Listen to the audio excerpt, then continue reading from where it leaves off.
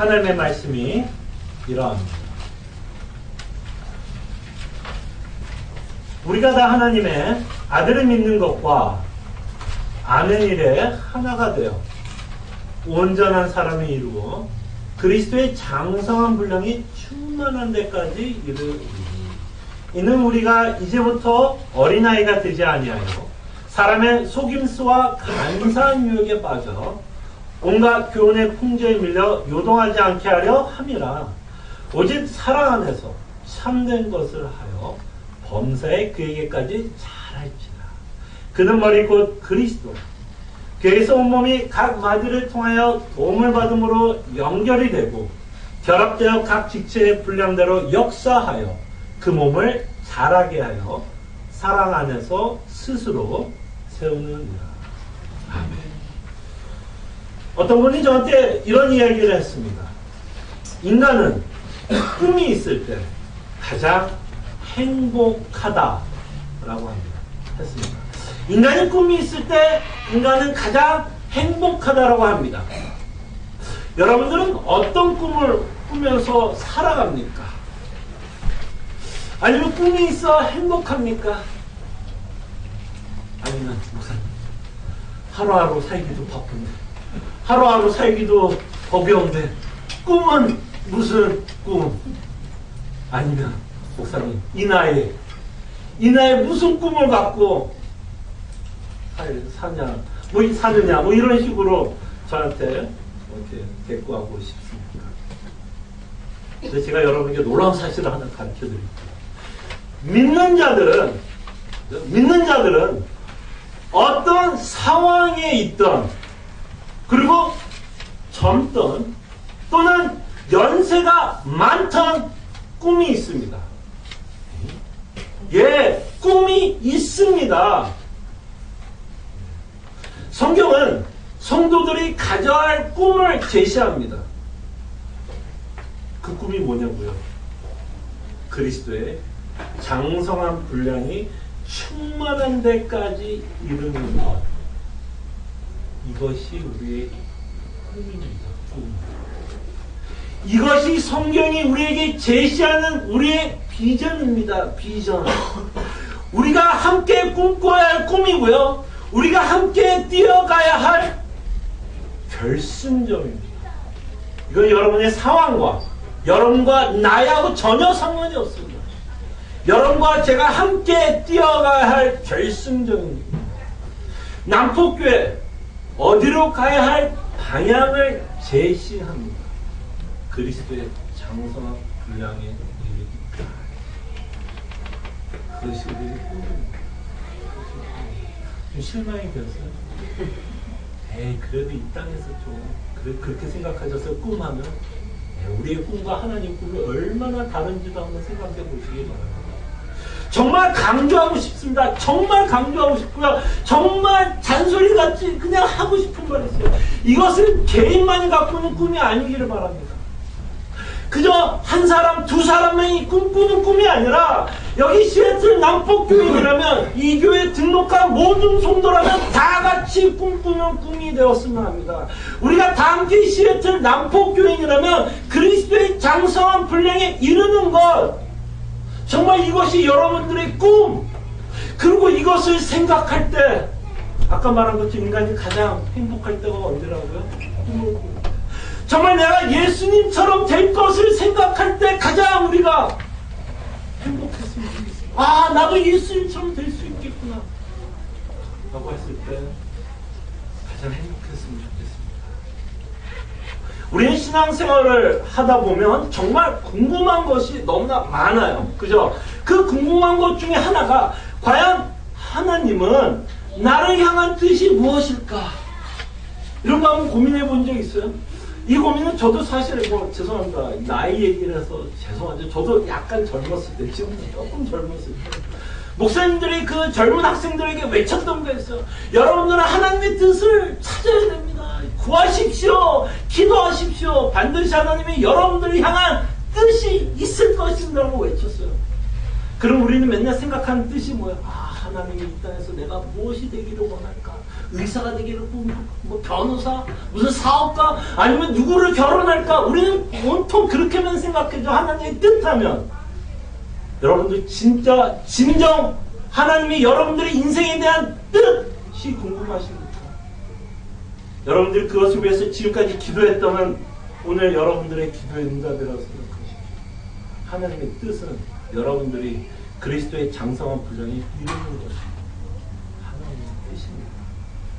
그리고 여러분들의 상황을 이용하셔서 사용하셔서 그 일을 이루시는 거예요. 여러분들의 직장, 여러분들의 가족관계, 여러분들의 친구, 여러분들의 자녀, 여러분들의 부모님, 그 모든 것을 사용하셔서 하나님은 자신의 뜻, 여러분 믿는 자들의 뜻, 장성한 분량, 그리스도의 장성한 분량이 이루는 데까지 사용을 하는 것입니다. 여러분들의 인생을 하나님의 뜻에 맞추시길 바랍니다. 쉽게 말씀드리면 예수님처럼 되는 거예요. 이게 하나님의 뜻입니다. 여러분들이 향한 하나님의 뜻은 여러분도 예수님처럼 되라. 이것이 바로 하나님이 여러분들이 향한 뜻인 것을 기억해 주시기를 바랍니다. 그럴 때 이 꿈을 함께 공유했으면 좋겠습니다. 과연 내가 일하는 직장에서는 하나님 예수 그리스도의 모습은 어떻게 나타나요? 내가 일하고 있는 곳에서는 예수님의 모습이 어떻게 나타나야 될까? 내가 부모라면 예수님의 모습이 어떻게 나타나야 될까? 내가 자녀라면 이 가운데서 내가 예수님을 어떻게 나타낼 것인가? 이게 우리의 꿈이 되어야 되고 이것이 우리의 계획이 되어야 됩니다. 그래서 자다가도요, 누가 여러분들을 꾹 찔러서 야 당신 꿈이 뭐야? 그러면 잠결에서도 예수님처럼 되는 거예요. 그냥 이게 그냥 자연스럽게 그냥 툭툭 튀어나올 수 있을 정도로 정말 이것이 우리의 꿈이 되었으면 합니다. 이것이 우리 교회의 최우선 목표가 되기를 바라고 이 일을 위해서 서로가 책임을 지고 있다는 걸 기억해 주시기 바랍니다. 16절에 보면 사도 바울은 우리가 몸이라고 표현해요. 몸이 자라기 위해서는 각 마디가 필요한 거 아니에요. 관절이 필요하고 뼈가 필요하고 이 모든 몸이 각자의 역할을 할 때 몸이 건강하게 자랍니다. 각 마디가 서로 도와 몸이 자라게 한다라고 사도 바울은 말합니다. 바로 여러분 옆에 있는 지체가 그리스도의 장성한 분량에 이르기까지 하나님께서 붙여놓은 도구예요. 도구. 나이 상황 전혀 상관없습니다. 아유, 내 나이에 내가 누굴 둬. 아우, 나도 바빠 죽겠는데 내가 누굴 둬. 아니요. 각자 한 사람이 옆에 있는 성도를 돕기 위해서 하나님께서 붙여놓았습니다. 옆에 한번 둘러보세요. 또 둘러볼 때 좀 자신 있게 한번. 어색하죠? 아유, 야, 정말 이 사람이, 남편을 바라보고 부인을 바라보고, 야, 이 사람이 정말 나를 도울 자야? 원수인데? 막 이런 생각 들죠? 네. 자, 하나님이 이 세상을 창조한 창조주라고 여러분들이 믿죠? 그죠? 죽은 자도 살리신 하나님인 것을 여러분 믿죠? 이것을 믿는다면 정말 제가 이렇게 말했을 때 하나님의 주권과 하나님의 섭리 가운데 여러분이 만났다 그러는 게 믿기가 그렇게 힘들어요. 아니 이 세상을 창조한 하나님이라는 걸 믿고 부활에 따라 죽은 사람도 살리신 그 하나님이 하나님의 주권과 섭리 가운데 여러분이 옆에 앉아있다라고 믿는 게 그렇게 힘들어요.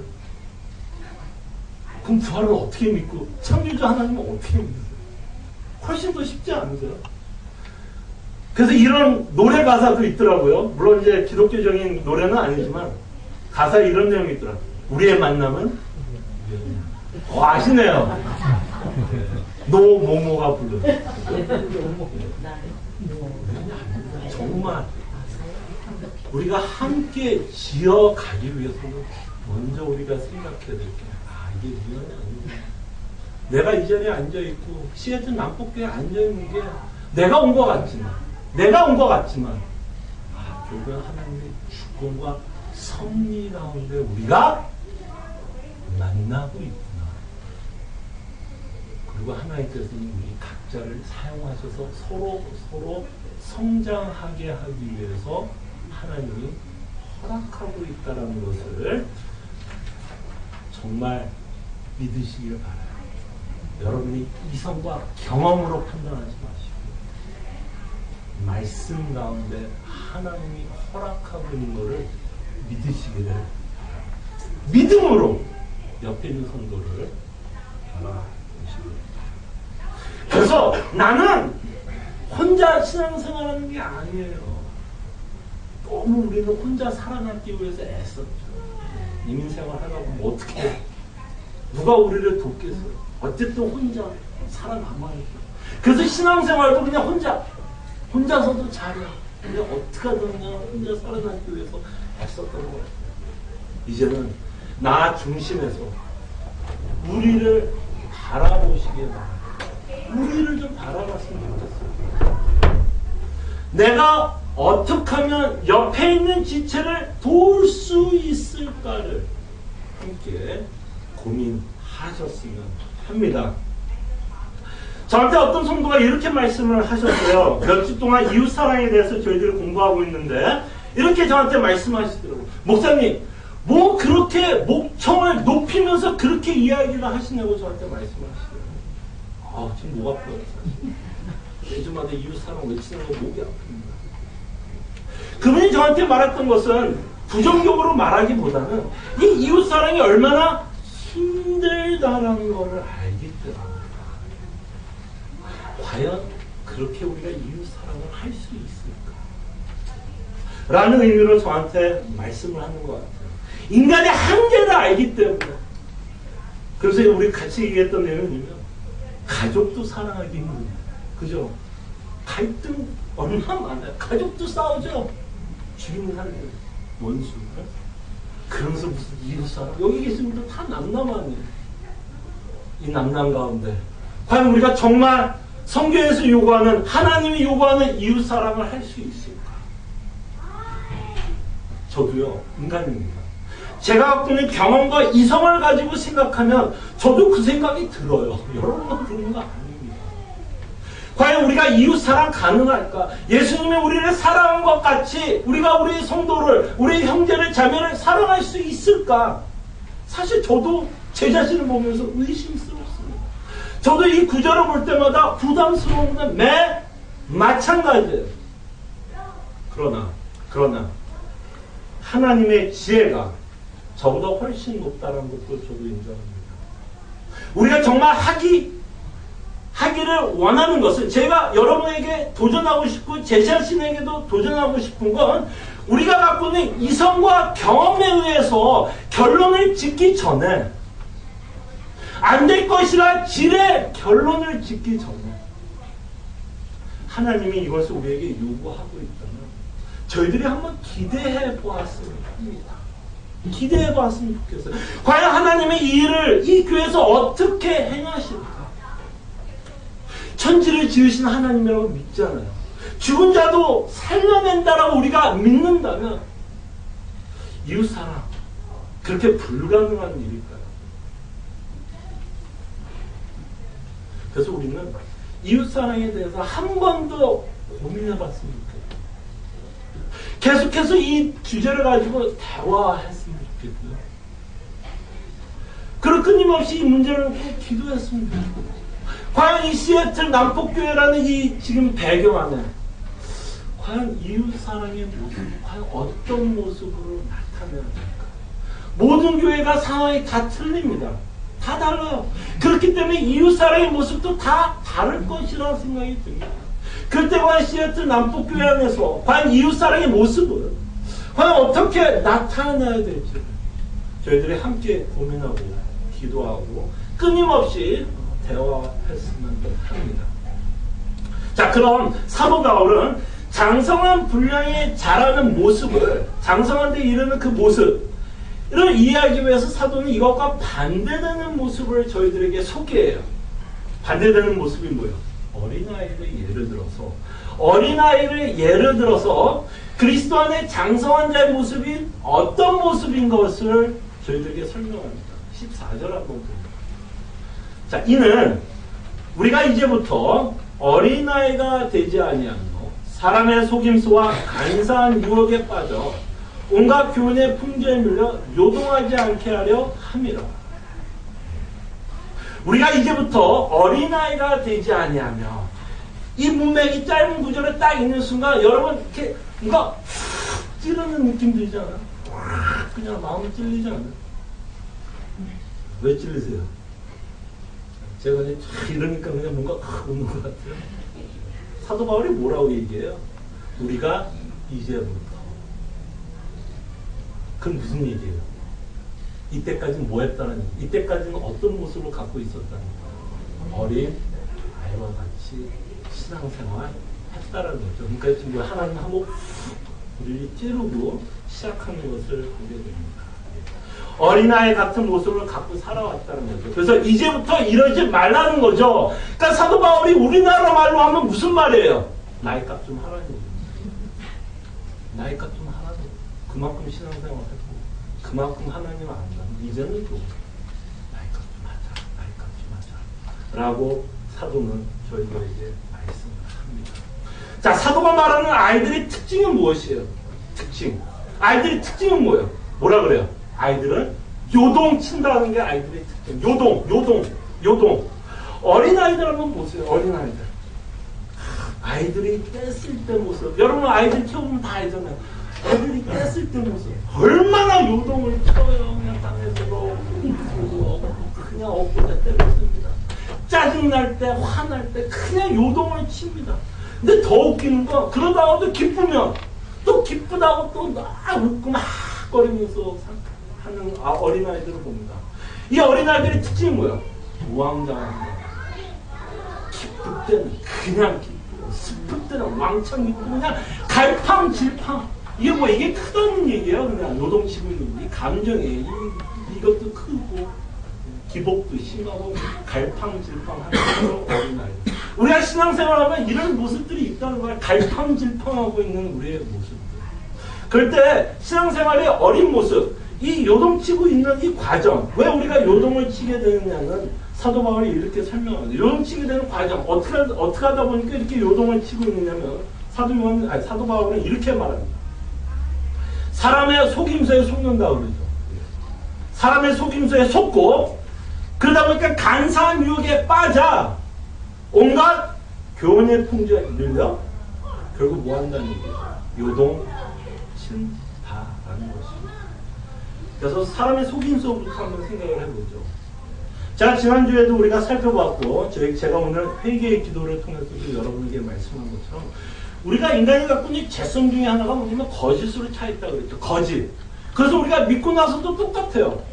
조금 더 깨달아서 거짓처럼 살지 말아야 되겠는 aware. 그런 깨닫는 것이 있을지 몰라도 아직도 우리의 본성상 거짓은 꽉 차 있습니다. 그래서 인간이 갖고 있는 이 거짓으로 꽉 차 있기 때문에 너무나 잘 속아요. 너무나 잘 속아요. 그리고 더 무서운 건 속고 싶어져요. 속고 싶어. 이 모습은 믿는 자들도 마찬가지입니다. 그래서 지난주에 한번 생각해 보셨어요? 내가 무엇에 속고 살아가는지. 표정으로 보면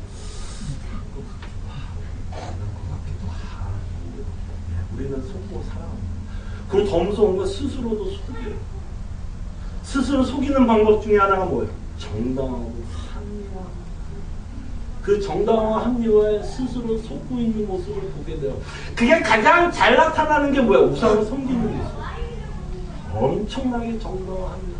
아니 이렇게 하면 조금 더 잘 살면 뭐가 나빠? 아니 조금 더 돈을 버는 게 뭐가 나빠? 나쁘지 않죠. 근데 그걸 통해서 내 행복을 찾으려고 그러고 그것을 통해서 내 기쁨을 찾으려고 그러고 그것을 통해서 안정을 찾으려고 하면 돈에 하나님 자리에 뭐가 들어가는 거예요? 하나님이 돈에 하나님이 무슨 말인지 알겠죠? 예, 그 자리에 우상이 들어가는 거야. 하나님 자리에. 예. 그리고 우리는 그게 진짜라고 믿고 싶은 거예요. 그 우상이 마치 나에게 행복을 줄 거라고, 기쁨을 줄 거라고, 안정을 줄 거라고 스스로 속이면서 살아간다는 얘기입니다. 그러면 또 하나는 뭐야? 사람이 속임수로 말미암아 간사 유혹에 빠진다고 얘기합니다. 이 간사하다는 말은 어떤 말로도 좀 표현이 되냐면 달콤하다는 뜻이에요. 달콤한 유혹에 빠진다는 거예요. 속기를 잘하는 우리, 거짓으로 꽉 차여진 우리로서는 이 달콤한 유혹이 오면 빠져버리고 있는 우리의 모습을 보게 됩니다. 이 달콤한 유혹이 좀 어떤 모습으로 나타나는지 예를 들어서 이런 예를 한번 들어볼게요. 어떤 집사님이 한번 제가 아시는 분이 있었는데요. 그분이 담배를 끊으려고 무진장 애를 썼습니다. 그래서 그가 의지를 가지고 한 달 정도를 담배를 끊어봤다고 합니다. 한 달 정도를 담배를 안 피우고 해서 무진장 애를 쓰면서 한 달이 지내왔어요. 근데 이제 문제는 뭐예요? 한 달 정도 지나가면 이게 뭐 작심삼일이라고 한 달 갔으면 오래 간 거 아니에요. 그러다 보니까 이제 의지가 뭐예요? 점점 떨어지고 이제 무슨 생각이 들까요? 그 의지가 떨어지는 것과 함께 무슨 생각인지 앞서요? 아, 담배를 또 피고 싶은 생각이 들어요. 이제 뭐 이제 달콤한 유혹을 받는 거죠. 예. 그럴 때 이제 어떻게 스스로 속여요? 이제 어떻게 속여요? 이제 피고 싶은데 피면 안 되는 거 아니잖아요? 근데 피고 싶어요. 그럼 이제 스스로 속여야 되는데 이제 어떻게 속이냐? 어떻게 속일까요?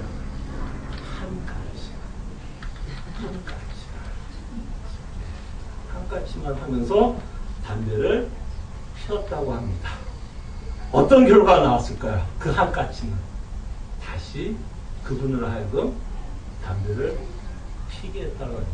한 가지는 어려울 수 있어도 한 가지 피고 나서 두 번째는 그만큼 쉬워지고 세 번째는 더 쉬워지고 네 번째는 그때부터는 또 뭐야? 아무 생각 없이 또 거기에 빠져든다는 것이에요. 자기 스스로 속이고 있는 한 가지. 얼마나 큰 거짓말이에요. 한 번만 하면서 우리가 짓는 죄가 얼마나 많아. 이번이 마지막이야. 이번이 마지막이야. 다시는 안 그럴 거야 하면서 우리 스스로를 속이면서 그 달콤한 유혹에 빠지고 있는 모습을 보게 됩니다. 간사한 유혹에 빠져 온갖 교훈의 풍조에 밀린다고 얘기합니다. 온갖 풍조, 온갖 교훈의 풍조, 쉽게 말씀드리면 잘못된 가르침에도 빠져들게 되고요. 이 세상의 철학에 빠지기도 하고 이 세상이 말하고 있는 가치관에 우리가 빠져든다는 것입니다. 절대적인 진리에 대한 혼란이 일어나서 무엇을 믿어야 할지 전혀 종잡을 수 없게 된다는 얘기죠. 특히 지금 우리가 살고 있는 이 시대를 포스트 모더니즘이라고 얘기하는데 이 단어는 중요하지 않아. 어떤 의미의 어떤 사상에 우리가 살고 있냐면 절대진리가 굉장히 약화되어 있는 시대에 살고 있어요. 그러니까 절대진리가 약화되니까 누가 이기냐면 언제나 목소리 큰 사람이 이길 수밖에 없어요. 파워를 갖고 있는 자, 그 사람이 맞던 틀리던 목소리 큰 사람이 언제나 이겨야 됩니다. 교회 가르침도 비슷한 것 같아요. 누가 더 파워풀할까요? 작은 교회에서 설교하는데 아주 큰 교회에서 그냥 목회하시는 설교죠. 그냥 일반적으로 저희 교인들은 안 그렇게 생각하겠지만 일반적으로 사람들이 생각은 뭐예요? 왠지 큰 교회에서 목회라고 말씀을 전하면 무조건 그 사람이 맞을 것 같은 생각들, 절대진리의 어떤 혼란들, 그리고 내 이성과 경험을 절대적인 진리이냐 믿고 살아갑니다. 이것이 우리가 어쩌면 이웃사랑에 있어서 가장 큰 걸림돌이 아닐까라는 생각을 해봅니다. 그래서 내 이성과 내 경험에 의해서 거부감이 생기는 것들을 보게 되는 겁니다. 그래서 이렇게 어린아이와 같이 사는 이유는 판단 기준이 없어. 무엇을 믿어야 할지, 무엇을 믿지 말아야 될지 갈팡질팡하고 있는 우리의 모습. 잘못된 가르침, 미혹, 교훈에 빠져 들어간다는 것입니다. 그러니까 갈팡질팡하는 우리의 신앙의 모습들이 있다는 것입니다. 어떠십니까, 여러분? 우리는 그럴듯하게 여기 앉아 계십니까? 그럴듯하게 여기 다 앉아 계세요. 혹시 여러분 중에 나는 아닐 것이야 라고 생각하십니까? 장성한 분량까지는 아니더라도 한 티네이저 정도는 될 거라고 생각을 하세요? 아니면 이 얘기는 강집사님 이야기일 거예요. 여기 강집사 없죠? 강씨 없죠. 그래서 제가 강집사예요. 혹시 또 김집사 뭐 잃어버리면 또 목사님의 표적 설교한다 뭐 이럴까봐 강집사. 공씨도 없죠. 공장로 얘기야. 여러분들이 만약에 이 생각이 들고 있다면 바로 그 자가 스스로 속이는 자예요. 나는 괜찮을 거라고 생각을 하는 그 자가 바로 스스로 지금 속이고 있는 자입니다. 오히려 성숙한 성도들은 이 말씀에 대해서 어떻게 할까요? 오히려 찔려요. 오히려 찔립니다. 성숙한 성도는 어린아이와 같다라고 사도 바울이 말하고 있는 부분에 대해서 들으면 더욱더 찔려요. 그래, 맞아. 야, 나는 왜 아직도 이렇게 속고 있는 모습이 많을까? 아니, 나는 왜 아직도 우상에 속고 있을까? 오히려 찔립니다. 왜 나는 아직도 그 달콤한 유혹을 이기지 못할까? 참 원망스럽다, 내 자신이. 오히려 찔립니다. 왜 나는 아직도 왜곡된 복음을 믿고 있을까? 잘못된 가르침에 그렇게 형용이 될까? 아, 바른 복음을 믿기 위해서 내가 애를 써야 돼. 왜 나는 이거밖에 안 될까? 오히려 찔립니다. 오히려 성숙한 사람은 자신이 어린아이라고 생각하고요. 오히려 미성숙한 사람이 뭐라고 생각해요? 다 컸다라고 생각합니다.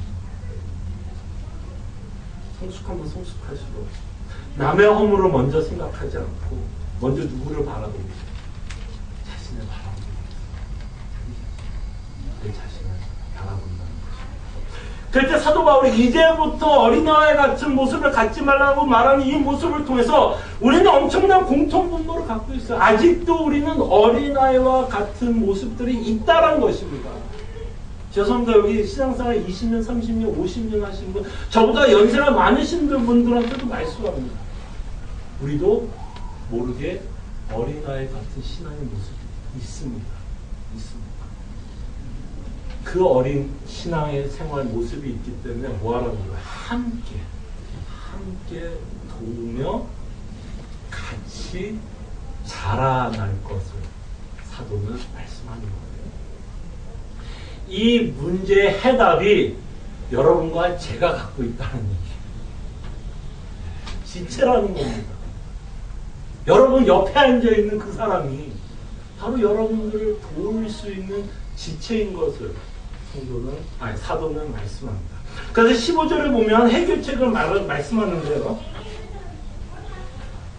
15절에 보니까 사도가 오직 사랑 안에서 참된 것을 하여 범사에 그에게까지 자랄지라. 함께 자라라는 거죠. 그럴 때 어떻게 하는 게 함께 자라는 거야? 오직 사랑 안에서 참된 것을 하라고 말씀합니다. 자, 오직 사랑 안에서 참된 것이라고 말하는 이 말은 우리가 생각하기에 사랑하는 행위를 먼저 생각할 수 있어. 어떤 행동을 먼저 생각할 수 있는데 그것도 물론 포함됩니다. 그 행동과 행위를 먼저 생각하기 전에 이 본문 사랑 안에서 참된 것을 행한다는 것을 좀 명확하게 직역을 하면 이런 말이 더 가까워요. 사랑 안에서 진리를 하는 것. 사랑 안에서 참된 것을 진리. 사랑 안에서 진리를 하는 것. 그건 좀 말이 안 되죠. 사랑 안에서 진리를 하는 것. 그럼 요 말을 조금 의역하면 이런 의미입니다. 조금 의역하면 뭐야? 사랑 안에서 진리를 말하는 것. 사랑 안에서 진리를 말하는 것. 서로에게 사랑 안에서 진리를 말하는 것. 그럼 여기서 말하는 진리는 뭘까요? 여러분들이 좀 다른 사도 바울이 쓰고 있는 다른 서신서를 보면 이 진리라는 단어와 복음이라는 단어를 같이 이렇게 뭐라 그럴까요? 같이 다르게 사용하고 있는 걸 보게 돼요. 그러니까 진리라는 단어에 복음이라는 단어랑 같은 의미로 사도 바울이 사용하고 있는 걸 보게 됩니다. 그럼 사랑 안에서 진리를 말하는 건 뭘까요? 사랑 가운데 복음을 함께 나누는 것이라고 생각해 볼 수 있어요. 복음을 나누는 것. 바로 13절에 보면 뭐라 그래요? 하나님의 아들을 믿는 것. 그죠? 하나님의 아들을 믿는 것에 우리가 하나가 되었다고 표현하죠. 예, 바로 그 하나님의 아들을 믿는 것. 바로 복음의 은혜로. 우리가 무엇을 믿어야 할 기준점이 되고 있는 것을 보게 됩니다. 바로 이 복음을 전하는 것, 이 복음을 함께 나누는 것이 어린아이처럼 살지 않기 위해서 하나님이 주신 해결책이라고 말씀하고 있습니다. 복음 안에서 서로 교제할 것에 대한 중요성을 저희들에게 말씀합니다. 자, 그럼 복음을 나눈다라는 의미가 뭘까요, 여러분?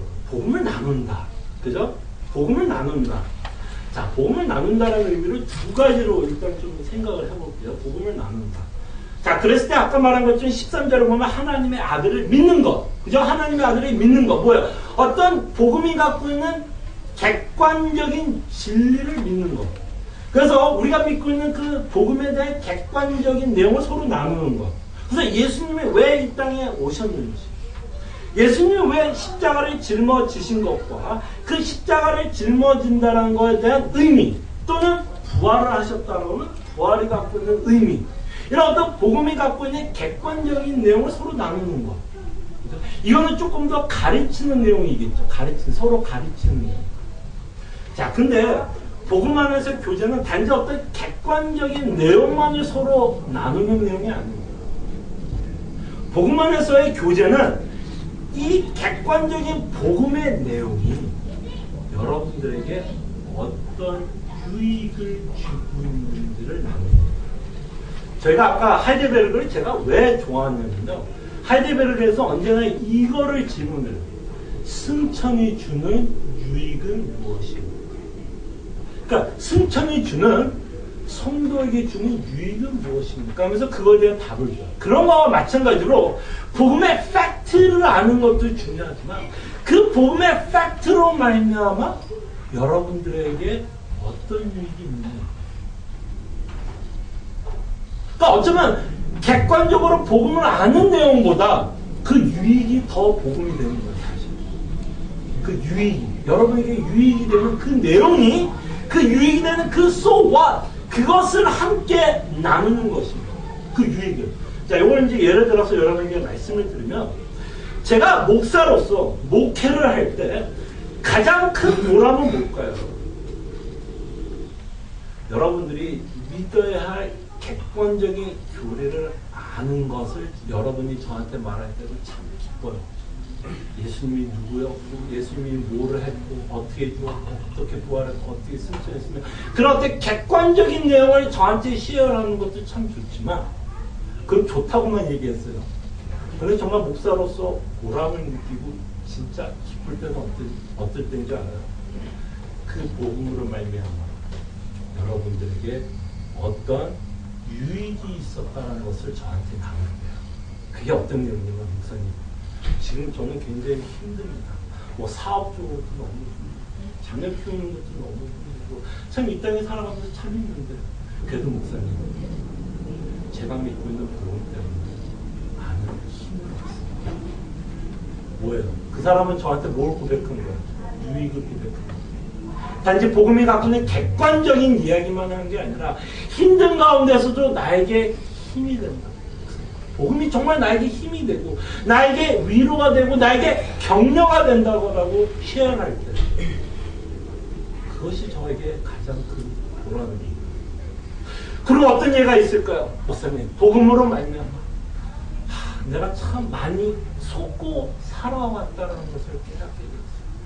그전에는 이런 것이 우상이라는 걸 몰랐는데 복음을 깨닫고 또 깨닫고 예수 그리스도가 얼마나 가치 있다는 걸 알면 알수록, 아, 목사님, 이상하게도요, 내 안에 우상이 많다는 걸 깨닫게 됐어요. 그런 말미암아 뭘 깨닫는 거예요? 내 안에 있는 죄성. 그래서 목사님, 회개하게 되더라고요. 회개하게 되더라고요. 복음으로 말미암아 목사님 회개하게 되더라고요. 그러므로 다시 한번 내가 예수님 믿는다는 것이 얼마나 기쁘고, 그런 말미암아 나에게 정죄함이 없고, 그런 말미암아 나에게 심판이 없다라는 것을 저한테 시연할 때, 그게 가장 기쁘더라고요.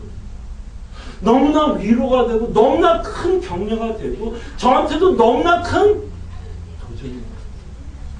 객관적으로 여러분들이 알고 있는 복음의 지식은 들을 때는 저는 좋지만, 정말 여러분들이 그 복음으로 말미암아 기쁘고 소망이 되고 위로가 되고 도전이 된다는 그 말씀이 나올 때 저로서는 가장 큰 보람입니다. 이게 뭐야? 복음이 여러분 인생이 뭐예요? 살아 역사하고 있는. 복음 때문에 여러분의 인생이 바뀌는 것, 복음 때문에 여러분들의 생각이 바뀌는 그 내용을 시연할 때, 그때 여러분도 함께 위로를 받는 것입니다. 여러분들이 알고 있는 지식의 사람들이 위로 안 받아요, 사실. 여러분들이 갖고 있는 객관적으로 예수 그리스도로 이것저것 이거에 위로받는 게 아니라 사람들이 어디에서 위로받냐면 so what? 그로 인해서 나는 기쁨, 그로 인해서 나에게 소망이 있다라는 그 말이 우리에게 위로가 되는 것이고 격려가 되는 것이고 도전이 되는 것입니다. 그리고 우리가 복음의 삶을 나누다 보면 갈등도 많습니다. 이웃사랑 쉬워요, 어려워요? 어렵죠. 어렵습니다. 해보세요. 어려워요. 그러면 누군가 성도 가서 목사님 같이 이렇게 나오는데 목사님 참 이웃사랑 해보려고 하는데 되게 안 되더라고요. 그럼 무슨 위로를 받아요? 나만 힘든 게 아니었구나. 그것도 얼마나 큰 위로예요. 나만 못하는 줄 알았는데 옆에 있는 사람도 다 같이 못하는 거 보면 서로 위로받는 거예요. 그래서 뭐 하는 거? 서로 격려하는 거예요. 그래, 그래도 해보자. 예수님이 우리 위해서 죽으셨는데 오늘 안 되면 내일에도 다시 한번 해보자. 그러면서 뭐 하는 거? 서로 격려하고 위로하고 기도해 주는 거예요. 그냥 서로 안 되네. 끝! 이게 아니에요. 나는 부족하네. 나는 죄인이네. 끝! 이게 아닙니다. 안 되는 거 알아요. 그래서 힘든 것도 아닙니다. 그러나 거기서 끝나는 게 아니라 그래도 한 번 더 성도를 뭐 해주는 거야? 푸시해 주는 거야. 그래도 우리가 주님의 은혜를 의지하고 서로 격려해주고 사랑해준다는 것입니다. 그래서 이 복음으로 말미암아 뭐가 나타나야 되냐면 간증이 나타나야 돼요. 간증. 복음으로 인한 간증이에요. 하나님이 여러분 무조건 잘해줬을 때만 간증하는 게 아니라 여러분 삶 가운데 복음으로 인한 간증들이 나타나요.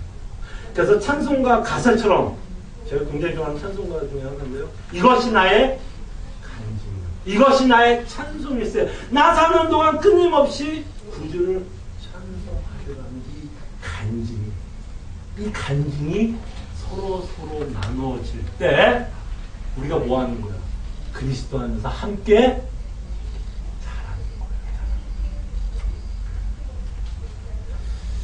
근데 이제 이거를 나눈다는 거는 쉽지 않아요. 그냥 밥 먹다가 툭하니 제가 사실 요번 주 이런 은혜를 받았을 때 얘기하기 쉽지 않잖아요. 그죠? 그래서 저희 교회에서 하는 모임이 하나 있습니다. 한 모임입니다. 하나 모임은 뭐 해준 거예요? 여러분 멍석을 깔아주는 거예요. 여러분들이 받은 은혜를 좀 편하게 좀 나눌 수 있도록 여러분들이 받은 그 복음의 은혜를 함께 나눌 수 있는 모임을 여러분과 함께 가지려고 하는 것입니다. 그래서 하나 모임을 통해서 정말 그리스도의 은혜를 함께 나누시기를 바랍니다. 그런데 복음을 나눌 때 너무나 당연한 태도를 사도 바울이 말합니다. 사랑 안에서 진리를 나누라는 거죠. 사랑 안에서 복음을 나누라는 겁니다. 복음의 진정한 의미를 안다면 이런 태도를 갖는 건 너무나 당연한 거 아니에요? 자, 이게 얼마나 말이 안 되는지 한번 보세요. 사랑 안에서 복음을 전하라 그랬을 때 이게 말이 되나 보세요. 미움 가운데서 복음을 나누십시오. 말이 돼요? 질투 가운데 복음을 나누십시오. 내가 갖고 있는 지식을 자랑하기 위해서 복음을 나누십시오. 말이 돼야 안 돼요? 복음을 우리가 이해하고 있다면 사실 바울이 사랑 안에서 진리를 나누라는 사랑이라는 말을 할 필요 있을까요? 없어요. 없어요, 사실. 그러나 다시 한번 사도 바울이 사랑 안에서 진리를 나누라는 것을 통해 얼마나 우리가 사랑 가운데서 복음을 나눠야 된다는 중요성을 사도 바울은 다시 한번 강조합니다.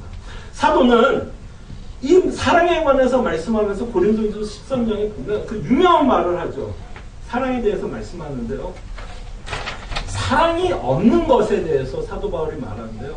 이렇게 얘기하죠. 어떤 진리의 말씀을 전할지라도 어떤 객관적인 복음의 진리를 전할지라도 만약에 사랑이 없으면 사도 바울은 뭐라고 표현하는지 아시죠? 아무런 유익이 없다라고 말합니다. 그 아무런 유익이 없다라는 말을 표현하기 위해서 비유를 든 내용이 뭐예요? 울리는 꽹과리 소리 나는 집. 여러분 울리는 꽹과리 집 뭐야?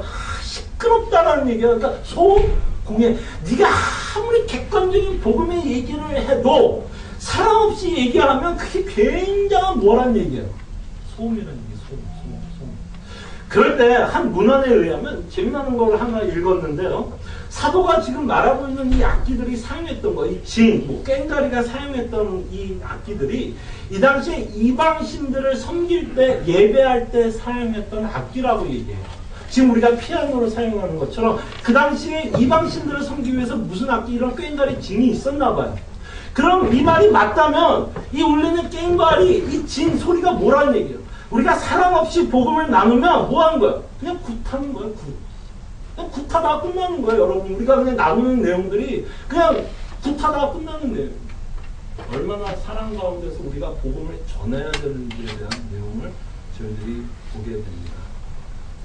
계속해서 우리는 이웃사랑에 대해서 이야기를 여러분과 함께 생각해 보고, 사랑 안에서 복음을 나눌 때 복음이 주는 삶의 기쁨, 도전, 위로, 소망, 그리고 갈등들. 예수 믿으면서 오는 그 수많은 갈등들을 함께 나눕니다. 그럴 때 제가 개런티 합니다.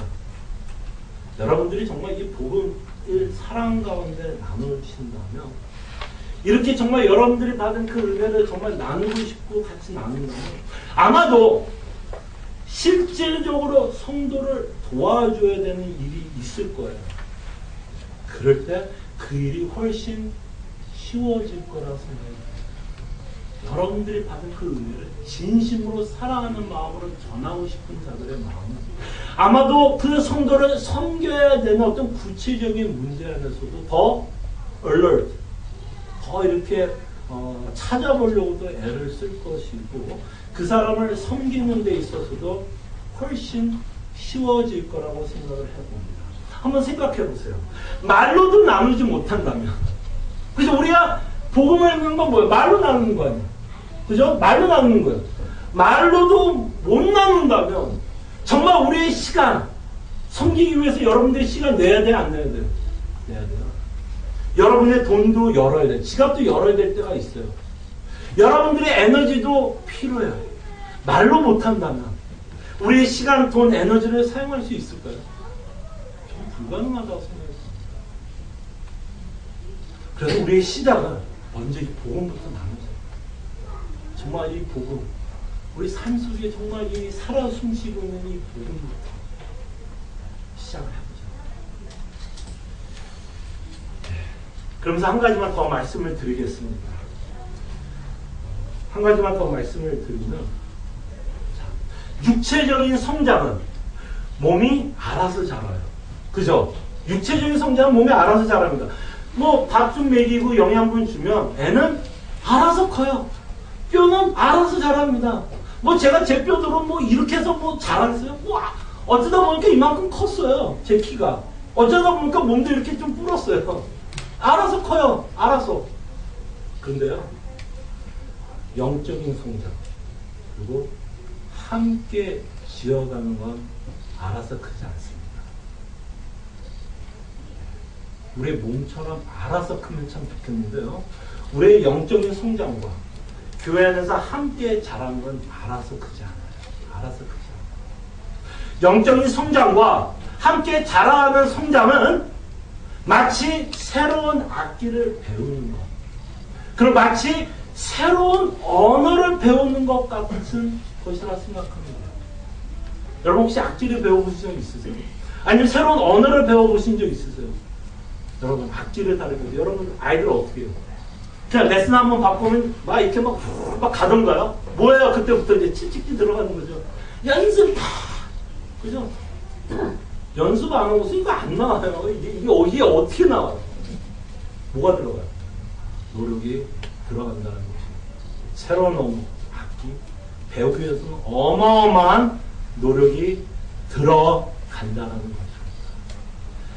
자, 이 말을 하면서 저는 왜 꼭 이 말을 해야 될지 참 모르겠어요. 왜 아직까지는 제가 이런 말을 하면 저는 꼭 이 말을 함께 해야 될지를 모르겠어요. 우리가 더더욱 노력해야 된다는 이 말을 하면 저는 꼭 이 말을 하게 됩니다. 여러분 오해하면서 듣지를 않기를 바랍니다. 오해를. 제가 언젠간 이 오해를 하지 않아도 된다, 이 말을 안 하는 날이 오기를 바라요. 그러나 아직은 이 말을 좀 해야 될 때가 있는 것 같아서 말씀합니다. 오해가 생기지 않기 바랍니다. 우리가 노력해야 된다는 이 말에 오해하지 않기를 바랍니다. 분명히 우리는 하나님의 은혜로 말미암아 구원을 받았어요. 저도 알아요. 그죠? 저도 아는 얘기입니다. 그런데 하나님은 단지 내가 어떻게 구원 받았는지만을 알고 가만히 있으라고 얘기한 적은 없어요. 그죠? 근데 우리가 신앙생활을 하면 마치 박물관에서 작품을 감상하듯 신앙생활할 때가 있어요. 뭐예요? 작품 이렇게 딱 걸어놓은 거죠. 하나님께서 이렇게 해서 나를 구원했구나. 그냥 감상하는 거예요. 예수님이 오셨구나. 예수님이 십자가에 죽으셨구나. 예수님이 부활했구나. 이렇게 그냥 감상하는 거죠. 그래. 우리가 이렇게 끝낼 때가 너무 많은 것 같아요. 물론 이 은혜를 감상하는 게 굉장히 중요하고 묵상하는 것이 굉장히 중요하지만 하나님은 우리를 구원하는 게 이게 감상하기 위해서만 우리를 감상하게 하기 위해서만 구원한 게 아닙니다. 왜 우리를 구원했어요? 사도 바울은 어떻게 표현하냐면 더 이상 죄의 종이 아니라고 말합니다. 그죠? 예수 그리스도로 말미암아 우리가 죄의 종이 아니라고 그래요. 그리고 복음으로 말미암아 우리가 이제 자유함을 주셨다 그래요. 자유함. 여러분이 자유함이 없어요. 더 이상 심판도 없고 정죄함이 없어요. 자유함이 있습니다. 그러면서 사도 바울이 이 말을 합니다. 너희들이 자유함을 가지고 죄를 순종하지 말고 다시 죄를 순종하지 말고 너의 자유함을 가지고 뭐 하라는 얘기예요? 하나님에게 순종하라고 얘기해요. 하나님에게 순종. 자, 이제 여기서부터 여러분과 제가 순종하기 위해서 이제 뭐가 들어갔어요? 노력이 들어가요. 뭐에 근거해서? 은혜에 근거해서 여러분의 노력이 들어가요. 이제는 여러분들이 인격적으로 반응할 수 있는 존재가 되었어요. 예를 들어보면 여러분들이 신앙생활을 했을 때 쳐서 복종시키는 부분이 있죠. 그 쳐서 복종시키는 게 사실 여러분들이 뭐 하는 거예요? 노력하시는 거예요. 그게 노력을 하는 거예요. 여러분 곰곰이 생각해보세요. 여러분들이 이 시간에 예배에 오는 것만 한번 생각해보세요. 여러분들이 이 시간에 예배하기 위해서도 어마어마한 노력이 들어갔습니다. 여러분들은 우리가 매주마다 예배를 드리고 일상이 되었기 때문에 여러분들이 노력하고 있는 그 노력에 대해서 감지하지 못하고 있을지 몰라도 여러분들이 예배하기 위해서 얼마나 노력을 하고 계세요. 주일날 아침에 일찍 깨셔야 됩니다. 남들 산으로 갈 때, 들러 갈 때 오늘 날씨도 좋은데 여러분들이 11시에 와야 돼요.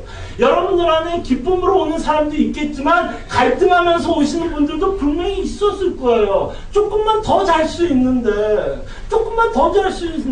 나는 내일 또 일해야 되는데 오늘 조금만 더 쉴 수 있는데.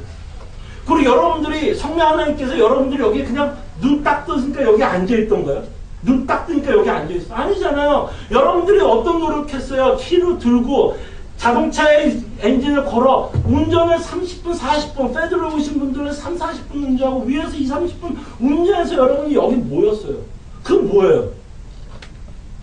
애쓴 거 아니에요. 어쨌든 어떤 모양으로도 애쓴 것이라고. 왜? 예배하기 위해서. 주님께서 베푸르신 그 은혜에 반응을 해서 여러분들이 의지를 갖고 애를 써서 이 자리에 왔다라는 것입니다. 그리고 설교를 듣기 위해서 지금도 어떤 분은 혹시 잠과 결투하고 계신 분들도 있으시죠. 그죠? 그 애쓰는 거 아니에요? 그 노력하는 거 아닙니까? 그냥 잘 수도 있는데 어떻게 하든 듣기 위해서 애쓰는 거. 뭐가 들어가는 거야? 신경이 들어가는데 거기는 애씀이 들어가요. 노력이 들어간다고요. 우리가 그렇게 노력할 수 있는 인간이 되었어요. 이제 자유함이 됐어요. 그래서 하나님은 우리가 인격적으로 반응하기를 바라는 거예요. 제 자유함을 가지고 이제는 나만 섬기기를 바라는 하나님의 마음. 그래서 이제는 저희 교회는 이런 교리적인 갈등에서 벗어났으면 합니다. 하나님의 주권적인 은혜와 우리가 순종해야 되는 부분은 전혀 충돌이 없습니다. 전혀 충돌이 없어요. 이것이 충돌이 없다면 더 이상 우리가 노력해야 한다라는 그 말에도 거부감이 없기를 바랍니다. 여러분들이 성경에 있는 거예요. 그죠? 애쓰는 거예요. 수요일날 성경을 배우다 온다면 그때 애쓰는 거예요. 여러분들이 기도하시는 거 아니에요. 여러분들이 애쓰는 거예요. 자, 제가 왜 또 이렇게 목청을 높여서 이렇게 얘기하는가? 우리가 함께 성장을 하기 위해서는 노력이 들어간다는 거예요. 그냥 제가 목소리만 이렇게 높인다고 해서 이 문제가 그냥 해결되는 게 아니에요. 우리가 각자의 지체로서 우리가 노력해야 될 부분이 있고 애써야 되는 부분이 있고 우리가 서로 쳐서 제자리에 복종시켜야 되는 부분들이 있다는 것을 여러분에게 말씀을 드리기 위해서 얘기를 하는 것입니다. 우리의 목표가 있습니다. 우리에게 꿈이 있어요. 나이와 상황과 전혀 상관이 없습니다. 우리의 꿈은 정말 예수님입니다. 그래서 예수님이 성경을 사모했던 것처럼 우리도 성경을 사모하는 것이고 예수님이 우리에게 보여준 성품대로 사랑, 인내, 온유, 겸손, 긍휼 그 성품을 가지고 서로 사랑을 표현하는 것이고 예수님이 하나님 아버지에게 죽기까지 순종한 그 애썼던 것처럼 우리도 은혜로 말미암아 애쓰는 순종하기 위해서 애쓰는 그 삶을 살아가는데 그 일환으로 우리의 스스로를 사랑하는 서로가 애써야 한다는 것입니다. 함께 기도합니다. 함께 기도하죠. 혹시 내가 갖고 있는 이성과 경험이 앞서서 또는 우리가 갖고 있는 교리들 때문에 어떤 우리의 노력을 해야 되는 그런 부분에 대해서도 우리가 하지 못했던 부분이 있다면 저희들이 좀 생각을 고쳤으면 좋겠고 더 나아가서 회개를 해야 된다면 우리가 회개했으면 좋겠고 주님이 주신 은혜로 말미암아 우리가 이제는 최선을 다해 정말 주님이 원하는 이웃사랑을 저희들이 할 수 있도록 저희들이 함께 기도하고 함께 성장할 수 있는 시애틀 남북교회가 될 수 있도록 함께 기도했으면 합니다. 기도하죠.